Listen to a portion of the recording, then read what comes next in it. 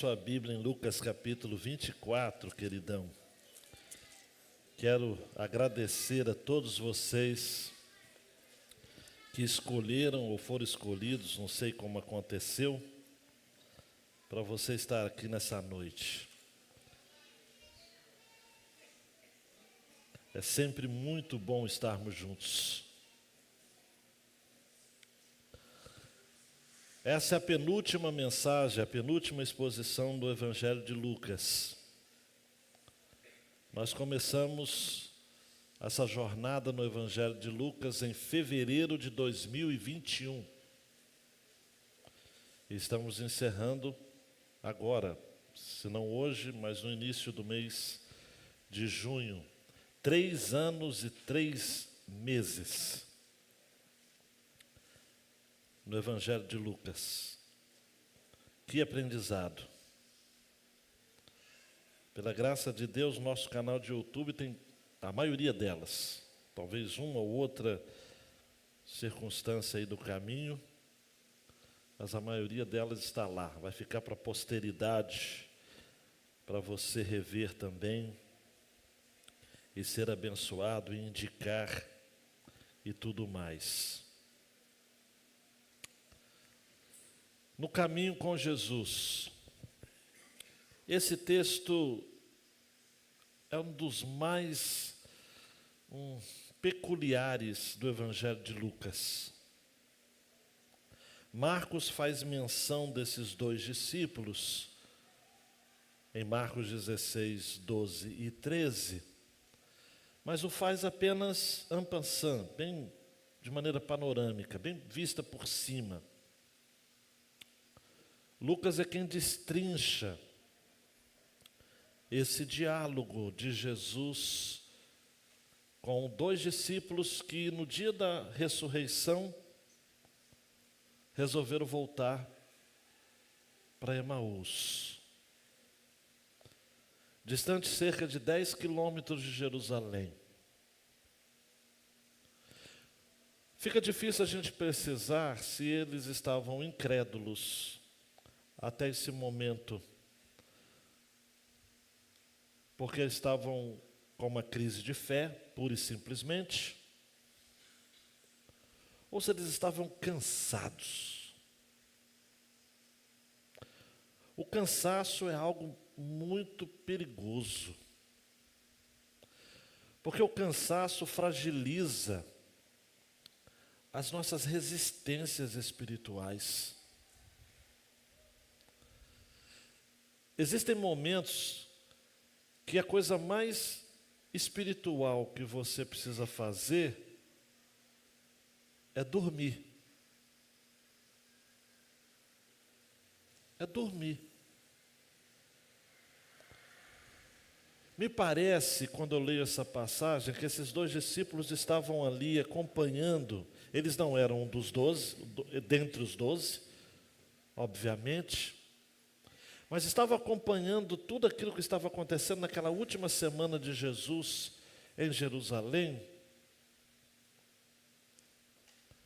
E mesmo com o burburinho, com a informação de que as mulheres, Pedro também, tinha tido algum tipo de experiência com o Cristo ressuscitado, eles estavam tão cansados que eles quiseram voltar para casa. Um deles se chamava Cleopas.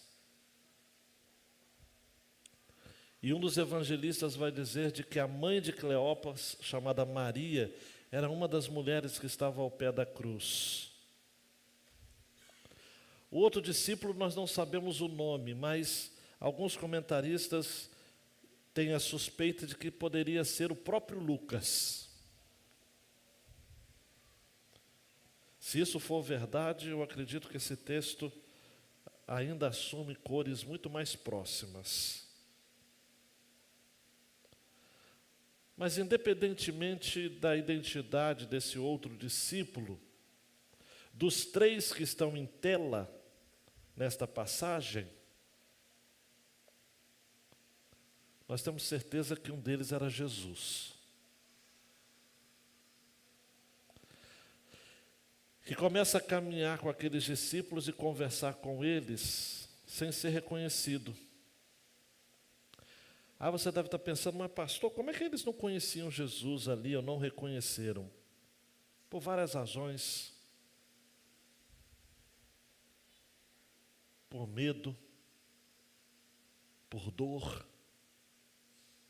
Eu gosto de pensar nesse texto como sendo um processo de luto. Eles ainda estavam administrando no coração que, cara, preste atenção aqui, acabou. Para eles havia acabado. Eles estavam cabisbaixos. Eles nem ousaram encarar Jesus nos olhos. Só mais tarde, no partir do pão, é que eles irão identificá-lo. Preste atenção aqui comigo. Muitas vezes o seu medo, a sua dor, a sua perda, a sua frustração,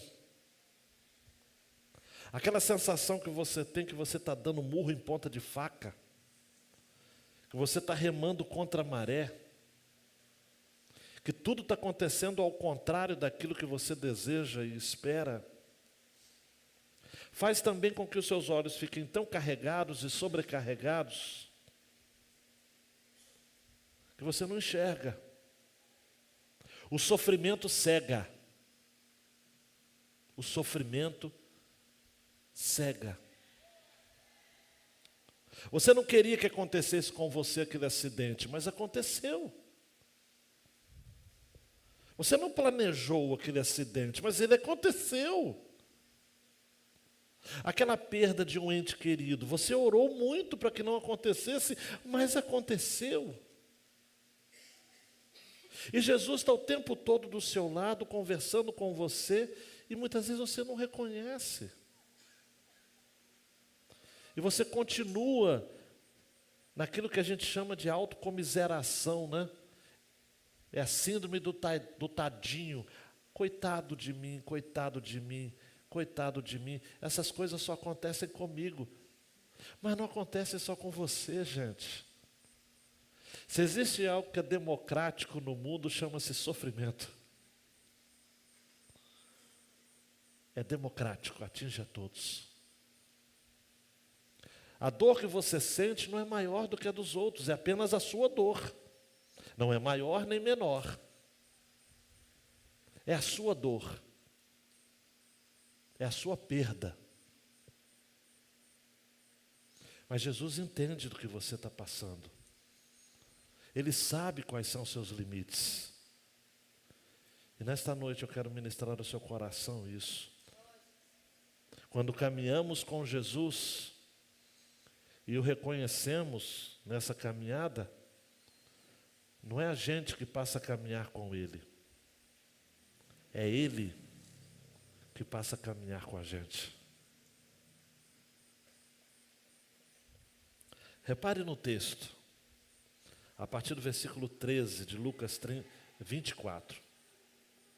Naquele mesmo dia, 2 discípulos estavam indo para uma aldeia chamada Emaús, que ficava a uns 10 quilômetros de Jerusalém. E iam conversando a respeito de tudo o que tinha acontecido. Enquanto conversavam e discutiam, o próprio Jesus se aproximou e ia com eles. Porém, os olhos deles estavam como que impedidos de o reconhecer. Então ele lhes perguntou: o que é que vocês estão discutindo pelo caminho? E eles pararam entristecidos.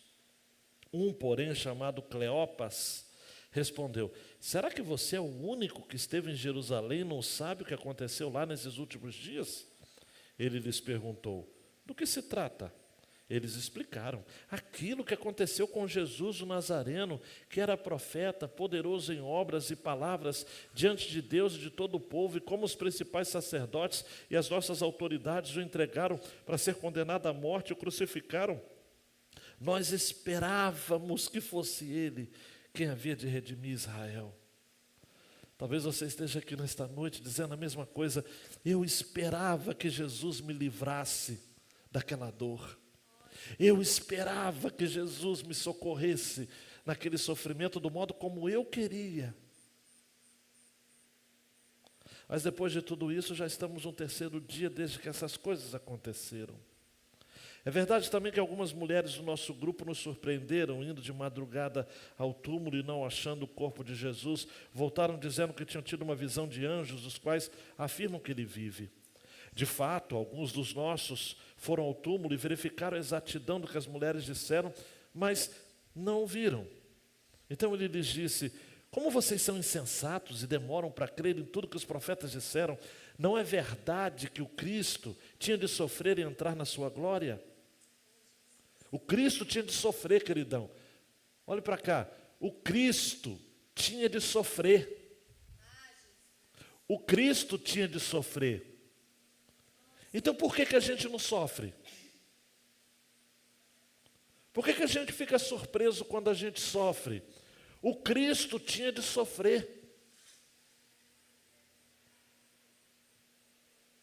E começando por Moisés e todos os profetas, explicou-lhes o que constava a respeito dele em todas as Escrituras. Quando se aproximavam da aldeia para onde iam, ele fez menção de passar adiante, mas eles o convenceram a ficar, dizendo: fique conosco porque é tarde e o dia já está chegando ao fim. E entrou para ficar com eles, e aconteceu que quando estavam à mesa, ele pegou o pão e o abençoou. Depois partiu o pão e o deu a eles. Então os olhos deles se abriram, e eles reconheceram Jesus, mas ele desapareceu da presença deles. E disseram um ao outro: não é verdade que o coração nos ardia no peito, quando ele nos falava pelo caminho, quando nos explicava as Escrituras? E na mesma hora, levantando-se, voltaram para Jerusalém, onde acharam reunidos os 11, e outros com eles, os quais diziam: de fato, o Senhor ressuscitou e já apareceu a Simão. Então os dois contaram o que lhes tinha acontecido no caminho e como tinham reconhecido o Senhor no partir do pão. Deus capture os nossos corações, todos nós que estamos aqui, de todas as idades, com todos os interesses, que todos se fundam no interesse máximo de ouvirmos a Tua palavra. Sonde os nossos corações e nos abençoe no nome de Jesus. Amém. Marcos registra de uma maneira muito seca. Depois disso Jesus manifestou-se outra forma a dois deles que estavam a caminho do campo. João é quem vai identificar Clopas. Eu disse inicialmente que a mãe dele se chamava Maria, mas não é mãe, é a mulher dele. Maria, mulher de Clopas. Por isso que há comentaristas que dizem que pode ser que aqui tenha um casal de discípulos e não dois discípulos. Poderia ser Maria e Cleopas voltando para casa. Era primavera, preste atenção. Mas só que eles não ouviam o canto das aves. Eles não tinham olhos para ver o despertar da natureza. Eles estavam para baixo. Seus passos eram lentos, pachorrentos, lentos. O céu para eles estava carregado. Eles prosseguiam em direção à casa. Game over. Tudo havia acabado. Fim do jogo. Fim da vida. Fim dos sonhos. A morte da esperança. Eles estavam vindo de um funeral. Alguém muito querido havia sido sepultado. Jesus de Nazaré.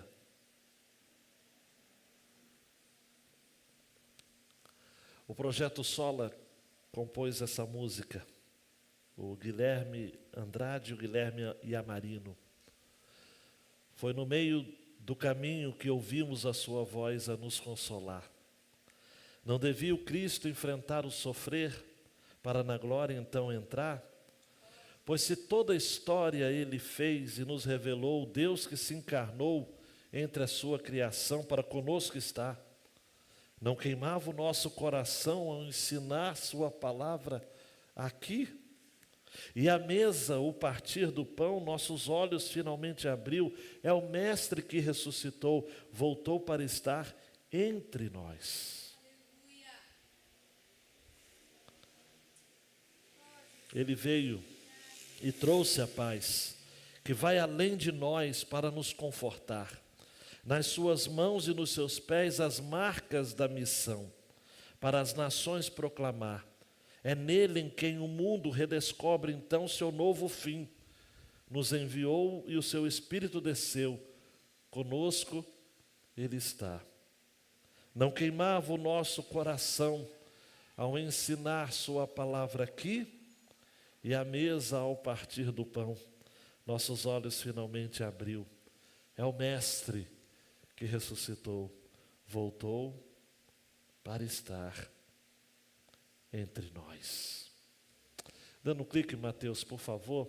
Quando caminhamos com Jesus e o reconhecemos, Ele passa a caminhar conosco.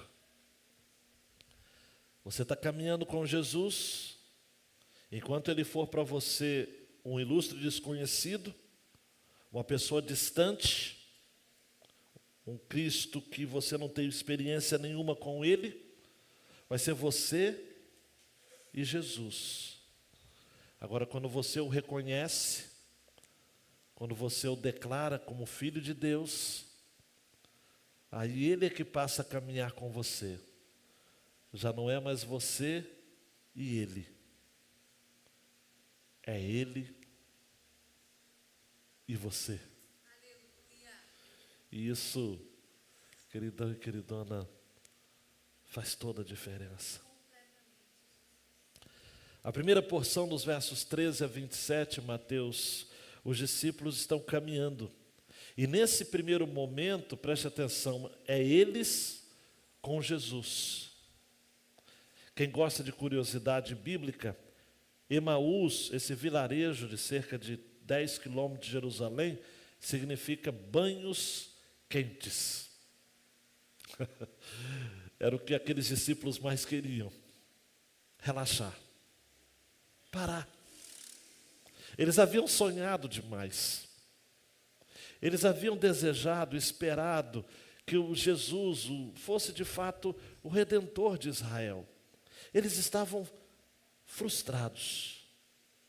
A agenda da conversa era sobre tudo o que tinha acontecido.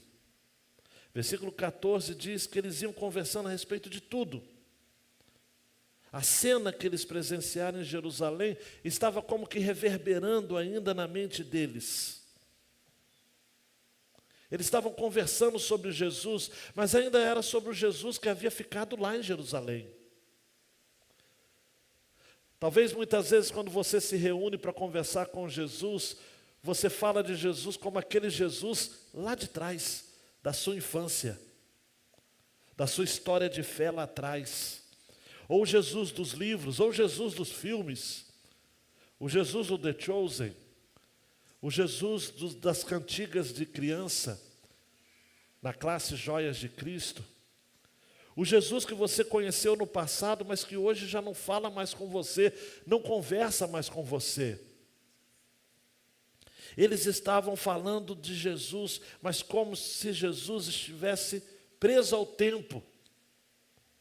Fosse alguém que de fato já não lhes falava mais. Já não se unia mais ao sofrimento deles e à expectativa deles. Nesse sentido, o versículo 15 é redentor e redentivo. Porque diz que enquanto eles conversavam, preste atenção, enquanto eles conversavam e discutiam, Jesus se aproximou e ia com eles. Ah, queridão, queridona, eu não pude resistir ao chegar a esse ponto sem me lembrar de João 14, 18 e 19. Não deixarei que fiquem órfãos, voltarei para junto de vocês. Mais um pouco e o mundo não me verá mais, vocês no entanto me verão, porque eu vivo, vocês também viverão. Aleluia. Jesus se aproxima daqueles dois para ressignificar aquele sofrimento, aquela perda, aquela dor. Num dos livros mais tocantes de C.S. Lewis é o problema do sofrimento. E ele analisa neste livro a razão pelo qual Deus insiste em permitir que soframos. É clássica essa citação dele: Deus nos sussurra em nossos prazeres, fala em nossa consciência, mas brada em nosso sofrimento. O sofrimento é o megafone de Deus para despertar um mundo surdo. Parágrafos depois, C.S. Lewis vai dizer o seguinte: sacudo-me até secar-me ao máximo e corro para reassumir minha cômodo imundície, se não no monte de esterco mais próximo, ao menos no mais próximo canteiro de flores. Essa é a razão porque as aflições não podem cessar, enquanto Deus não nos vir transformados, ou não perceber que não há esperança de transformação para nós. Preste atenção aqui. As suas aflições, as nossas aflições não cessarão, enquanto Deus não nos vir transformados, ou não perceber que não há mais esperança de transformação para nós. Era isso que estava acontecendo aqui. Os olhos daqueles discípulos estavam bloqueados pela dor. O versículo 16 diz que os olhos deles estavam como que impedidos de o reconhecer. Daí Jesus chama a atenção deles. E Jesus diz: o que vocês estão conversando? O que vocês estão discutindo pelo caminho? O que vocês estão tratando? O que vocês estão murmurando por aí? Qual é o motivo da queixa de vocês? Olhe para mim, é claro que Jesus sabia. Eugene Peterson, na tradução, ou na paráfrase, a mensagem, diz assim: o que vocês estão discutindo tão compenetrados? E eles então pararam, cheios de tristeza, como se tivessem perdido o melhor amigo. E Eugene Peterson traduziu assim: um deles, chamado Cleópatra, respondeu: você deve ser a única pessoa de Jerusalém que não sabe o que aconteceu nesses últimos dias. Olhe para mim, queridão, Cleópatra perde a paciência. Ele explode. Porque quem sofre, vez por outra, explode. Porque sabe que o calo está apertando. Eles se indignaram com aquele ilustre desconhecido, eles não perceberam que era Jesus. E disse: você é o único que esteve em Jerusalém e não sabe o que aconteceu? Aí Jesus quer tirar mais deles, Porque muitas vezes Jesus quer tirar muito de nós para nos dar o tudo que Ele tem. Ele quer tirar o nosso clamor. Faz parte de um estratagema divino tirar o nosso clamor, fazer com que nós nos desesperemos na presença dEle. Tem muita gente aqui que não está entendendo esse ponto, mas precisa entender. Você precisa chegar ao seu limite e explodir diante do Senhor, porque isso faz parte do processo dEle, de tirar de você aquilo que é a sua angústia, para que Ele dê-lhe o consolo e a direção que você tanto precisa. Deus quer que sejamos honestos nas nossas orações. Deus odeia, Jesus mesmo falou isso em Mateus capítulo 6, Ele odeia orações que são vãs repetições. Se está doendo, diga: está doendo. Se você não está entendendo, diga: não estou entendendo nada. Jesus provoca para ensinar. Ele olha para aqueles homens e pergunta: do que se trata? Do que se trata? E aí eles explicaram. E sem querer entrar em detalhes, eu só quero fazer um destaque aqui. Nessa conversa que eles tiveram com Jesus, todos os verbos principais foram conjugados no passado. Repare no texto aí.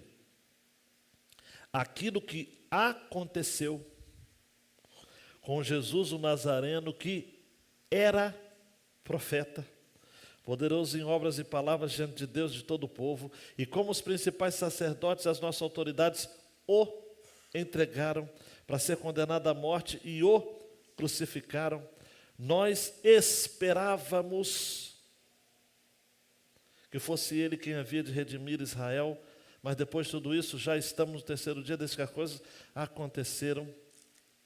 E é verdade que algumas mulheres do nosso grupo surpreenderam de madrugada, não acharam o corpo, disseram ter visão de anjos e tal. De fato, alguns dos nossos foram ao túmulo verificar a exatidão, mas não viram. A perda deles estava paralisando o presente deles. Na ótica deles estava inevitavelmente. Eles estavam tendo o futuro comprometido. Eles tinham noção correta do que havia acontecido com Jesus, mas estavam descrentes em relação àquilo que ele mesmo havia dito que aconteceria depois da sua morte, a saber, o milagre da ressurreição. A gente tem muitas dificuldades, amados e amadas, de entender isso, se a gente não perceber de que aquilo que Jesus disse em João capítulo 11 para Maria, para Marta, e depois o milagre que foi efetivado na presença de Maria e de todos aqueles que estavam ali, é realidade, a mais pura realidade. Jesus disse: eu sou a ressurreição e a vida. Parafraseando, quem crê em mim, para de ficar refém do passado. Porque eu vim para que as coisas sejam novas. Eu não sei até que ponto você concorda com isso. O nosso Deus é o Deus de vivos e não de mortos. Não é o passado mais que nos domina. Não importa o que aconteceu no seu passado. Você pode ter uma história de morte, uma história de perda. Mas a essência do Evangelho é o Cristo ressuscitado. Paulo vai dizer aos coríntios isso, que só lhe importava pregar a Cristo e Ele ressuscitado. Não importa se você está aqui nesta noite e está vivendo a noite mais escura da sua vida. Enquanto você lê essas palavras, ouve estas palavras, saiba que o Cristo ressurreto ama você. E mesmo que você não consiga senti-lo, Ele está dizendo a você: eu vim para que tenham vida. E a tenham em abundância. Por isso que Jesus vai explicar. E versículo 25, Jesus vai chamar a atenção deles, dizendo: como é que vocês podem ser tão insensatos? E até hoje temos tantos insensatos e lentos para compreender aquilo que os profetas disseram. O Cristo tinha de sofrer para entrar na sua glória. E Jesus então, começando por Moisés e todos os profetas, explica tudo o que constava a respeito dele, em todas as Escrituras.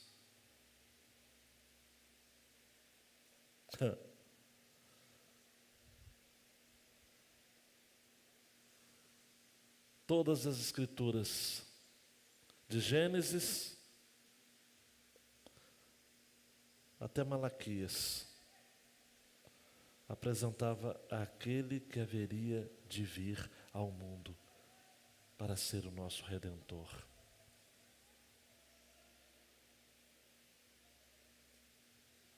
Tolos,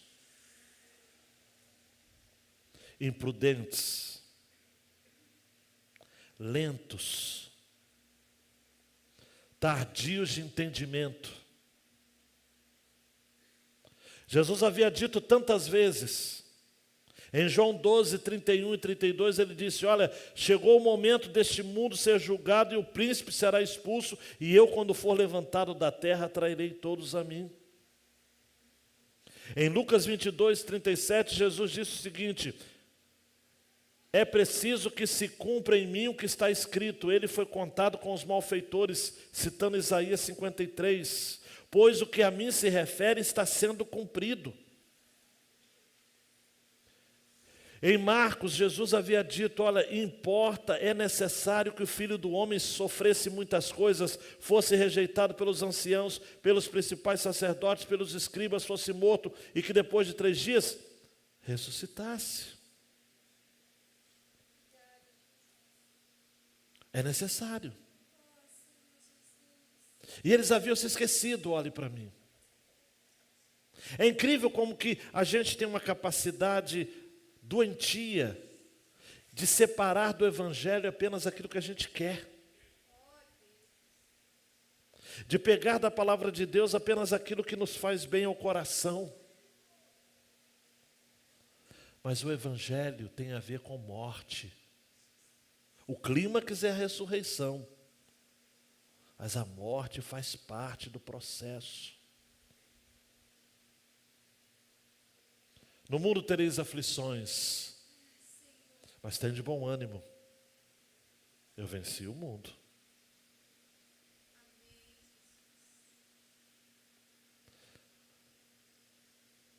É preciso que vocês sejam contristados por um tempo, por várias provações. Faz parte da vida, da nossa história, o sofrimento. Daí então, Jesus se mostra, dando um clique, Mateus, no partir do pão, já não é mais eles com Jesus, mas é Jesus com eles. Volte os seus olhos para o texto. Quando se aproximaram da aldeia para onde iam, ele, Jesus, fez menção de passar adiante. Jesus fez como se estivesse seguindo o seu caminho. Mas a despeito deles ainda não terem reconhecido, eles queriam ter mais tempo com aquele homem que falava de um jeito que ninguém havia falado com eles. Chega um determinado ponto, meu queridão e minha queridona, na vida da gente, que a gente cansa de caminhar sozinho. Isso se chama conversão. A gente cansa de ter o controle sobre a nossa vida, ou de achar que temos o controle sobre a nossa vida. E aí olhe para o texto. Eles o convenceram a ficar, dizendo: fique conosco, porque já é tarde. O dia está chegando ao fim. Jesus entra então para ficar com eles. E quando estavam à mesa, olha essa expressão. O modo como ele pegou o pão e abençoou, partiu e deu a eles, obedeceu o mesmo padrão de quando Jesus pegou os 5 pães e os 2 peixes. E Lucas vai dizer: e Jesus, pegando os 5 pães e os 2 peixes, erguendo os olhos para o céu, os abençoou, partiu e deu aos discípulos para que os distribuíssem entre o povo. Lucas 9,16. Foi o mesmo padrão também de quando Jesus reúne os seus discípulos para celebrar a primeira ceia do Senhor. Lucas 22:19, pegando um pão, tendo dado graças, o partiu e lhes deu, dizendo: isto é o meu corpo, que é dado por vós. Façam isso em memória de mim. O texto vai dizer no versículo 31 que os olhos deles se abriram. Queridão, queridona, você só vai reconhecer Jesus na caminhada de vida quando você tiver comunhão com Ele.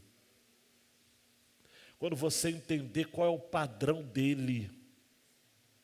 Me permita dizer para você, em um tom reverente, embora seja uma linguagem bem usual, você precisa entender o jeitão de Jesus. Ele pega o pão do mesmo jeito. Ele parte o pão do mesmo jeito. Ele compartilha o pão do mesmo jeito. O autor aos Hebreus vai dizer que Jesus Cristo é o mesmo ontem, hoje e será eternamente. Só que para você identificar isso, meu jovem lá de cima, meu senhor, minha senhora aqui de baixo, você precisa saber qual é o jeito de Jesus. Qual é o modo que Jesus trabalha? Qual o modo que Ele age?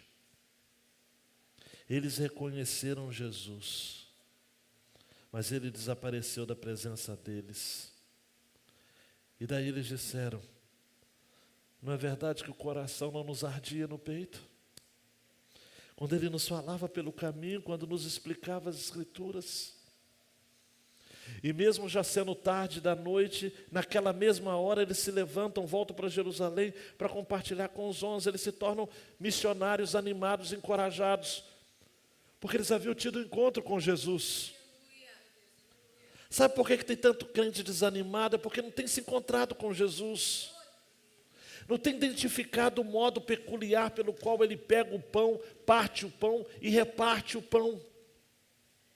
Gente que é capaz de identificar a música que mais gosta pelos primeiros acordes. É capaz de contar todo o enredo do filme que já assistiu tantas vezes porque ele gosta de tal filme. Mas é incapaz de saber identificar quando é de Jesus e quando não é. Quando Ele está presente e o nosso coração arde ao tê-lo falando conosco. Essa expressão que Lucas vai usar aqui, não ardia o nosso coração, teve base no Salmo 39, 3 e 4. O coração me ardia no peito enquanto eu meditava. Um fogo se acendeu dentro de mim. Então eu dizia em voz alta: Senhor, dá-me a conhecer o meu fim. Qual é a soma dos meus dias, para que eu reconheça a minha fragilidade. Queridão, queridona, o que aconteceu com esses homens? Eu não comecei a mensagem dizendo que era primavera, mas as aves que cantavam não incendiavam, não chamavam a atenção daqueles homens. Eles estavam tristes, o discurso deles era para baixo, só que agora eles estão alegres. Eles já haviam caminhado 10 quilômetros para vir e agora iriam caminhar 10 quilômetros para voltar. Escuro, perigoso era, mas nada disso fazia sentido, porque eles tinham uma notícia, eles tinham um evangelho, eles tinham uma boa notícia. Não dava para esperar para amanhã, tinha de ser naquela hora.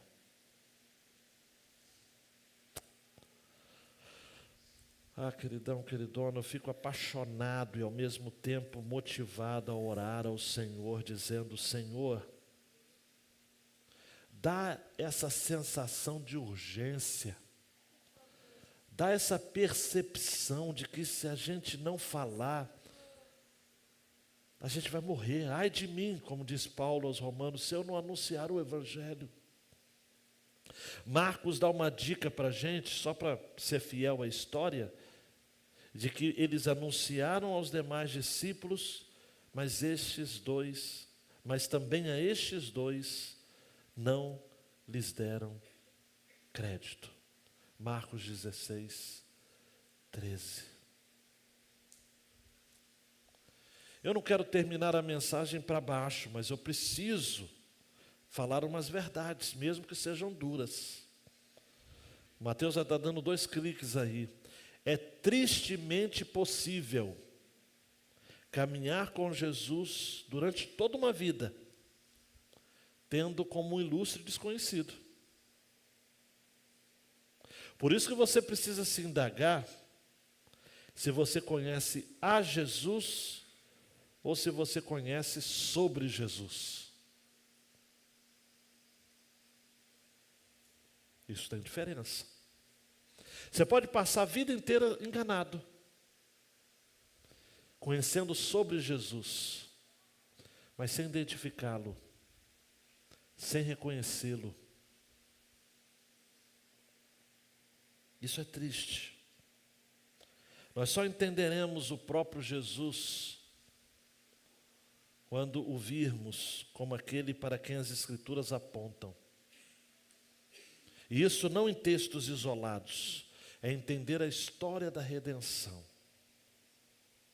Profetas, lei, profetas, os salmos, tudo aponta para Jesus. Chegará um tempo, queridão e queridona, que muita gente que caminhou a vida inteira com Jesus, mas apenas sabendo sobre Ele e não conhecendo de verdade, vão viver aquilo que Jesus disse em Mateus 7, 21 a 23. Nem todo o que me diz Senhor, Senhor, entrará no reino dos céus, mas aquele que faz a vontade de meu Pai, que está nos céus. Muitos naquele dia vão me dizer: Senhor, Senhor, nós não profetizamos em seu nome? Em seu nome não expulsamos demônios? Em seu nome não fizemos muitos milagres? Preste atenção, Jesus dizendo: então lhes direi claramente: eu nunca conheci vocês. Afaste-se de mim, vocês que praticam o mal. Vocês conheceram sobre mim, eu nunca conheci a vocês. E a última aplicação, a mais gostosa, íntima, é que Jesus se dá a conhecer quando nos chama a termos comunhão com Ele. Jesus está na mesa, chama você para partilhar uma refeição com Ele. Qual vai ser a sua resposta? Em Apocalipse 3:20, Jesus diz à igreja de Laodiceia: eis que eu estou à porta e bato. Se alguém ouvir a minha voz e abrir a porta, entrarei em sua casa, cearei com ele e ele comigo. Por muitas vezes Jesus se deu a conhecer em simples refeições, tanto com os discípulos, com fariseus e pecadores em geral. Muitas verdades Jesus ensinou desse modo íntimo, simples, direto, de se relacionar com pessoas. Jesus ficou bastante conhecido por abençoar, partilhar o pão na grande multiplicação. Usou numa ceia de Páscoa para explicar o significado da sua morte. E agora Jesus parte o pão. Aqueles discípulos desanimados, no interior de sua casa, eles que chamaram Jesus, mesmo sem saber que era Jesus, para estar com eles. E o texto vai dizer, no versículo 31, e quando os olhos deles se abriram e eles reconheceram Jesus, ele desapareceu. Uma professora dando aula para um grupo de crianças, nesse texto, fez uma pergunta que era para ser uma pergunta retórica, isto é, uma pergunta sem resposta. Para onde Jesus foi, após ter partido o pão, naquele início de noite, na aldeia de Emaús? Para onde Jesus foi? Aquela professora pensou que seria um silêncio, seguido de mais silêncio e de mais silêncio. Mas nisso, uma menininha muito esperta levanta a mão e diz: eu sei, eu sei, eu sei. A professora assustou e perguntou: qual a resposta? Jesus entrou dentro deles.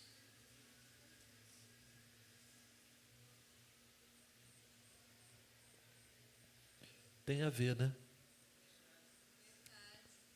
Para onde Jesus foi? Jesus entrou dentro deles. Queridão, queridona, eu creio tanto na soberania de Deus e que Ele governa os processos, que até aquela chamada, fique conosco, porque já é tarde, o dia já está chegando, foi o Espírito Santo preparando o coração, ou os corações daqueles discípulos para receberem Jesus. Comecei com o projeto Sola, citando, termino com o clássico da música evangélica de Mara Lima, natural lá do Paraná. Divino companheiro no caminho, sua presença sinto logo ao transitar. Já dissipaste toda a sombra, já tenho a luz bendita do amor. Fica, Senhor, já se faz tarde, tens meu coração para pousar. Faz em mim morada permanente. Fica, Senhor, meu Salvador. A sombra da noite se aproxima e nela o tentador vai chegar. Não me deixe só no caminho. Ajuda-me até chegar. Fica, Senhor, já se faz tarde, tens o meu coração para pousar, faz em mim morada permanente. Fica, Senhor,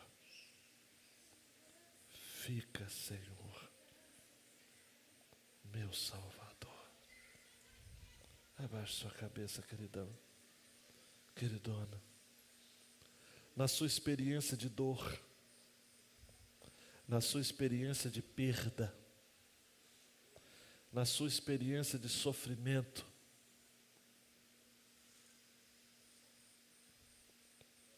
na sua experiência de dúvida, na sua experiência de desespero, na sua experiência de incredulidade, na sua experiência de frustração, de decepção. Você que para às vezes para pensar por que coisas ruins acontecem a pessoas boas. E você não está entendendo nada. O Cristo sofreu para entrar na sua glória. O seu sofrimento atende um propósito maior do que você mesmo. Tudo que você passou até agora, queridão, queridona, tudo foi para que você reconhecesse a Jesus nos seus caminhos. É um chamado que Ele faz para você partilhar o pão dEle, comungar da dor dEle. Porque Cristo morreu a sua morte para que você pudesse viver a sua vida. Tudo fez parte de um plano. Tudo fez parte de um propósito. Nada que você está vivendo é aleatório. Tudo responde a uma providência de um Deus que em Jesus quer caminhar com você. Porque como vimos até aqui, quando você caminha com Jesus e o reconhece, Ele passa a caminhar com você. Abaixe sua cabeça e permita-se pensar agora. Nos momentos difíceis, penosos, daquilo que está acontecendo com a sua vida hoje, você diz para Deus: eu não estou entendendo nada. Jesus, o divino companheiro, está querendo empreender uma jornada com você. Uma conversa ao seu pé do ouvido. Quer demonstrar de maneira clara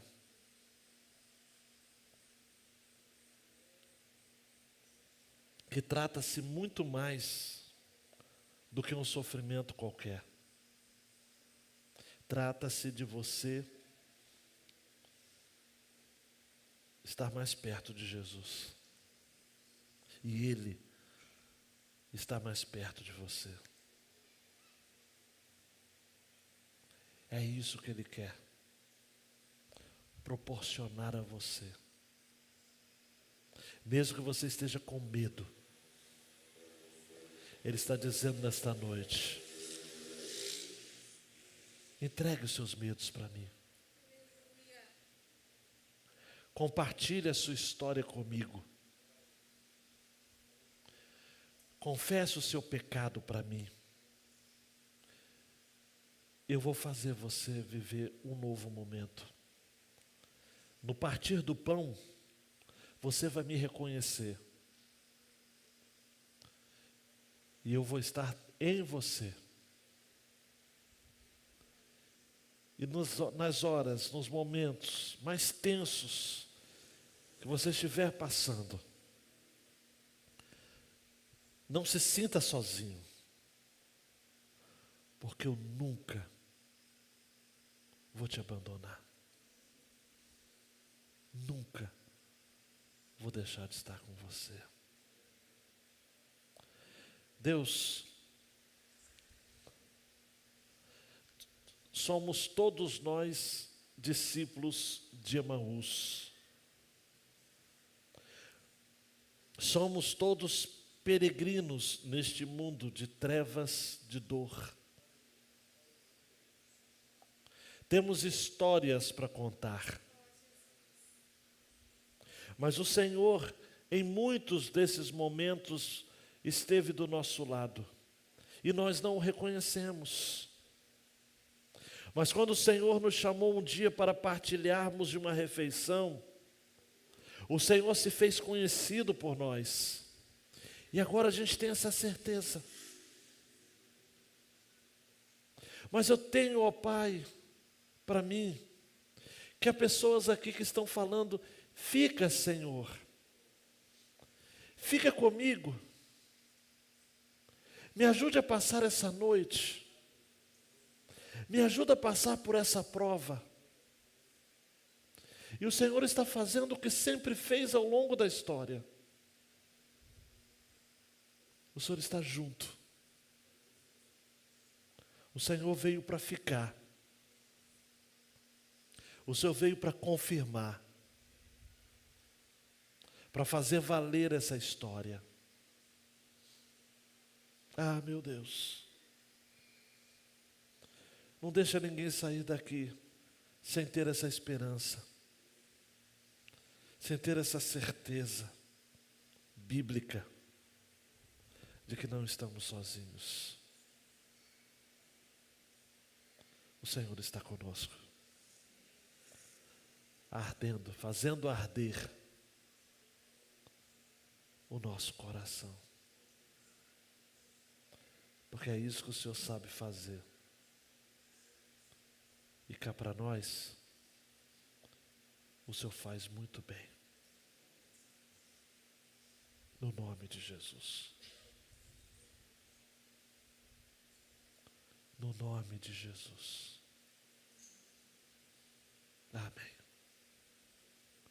Ore silenciosamente.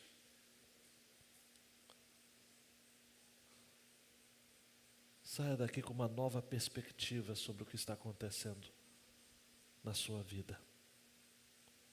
Confia. Confia. Confia.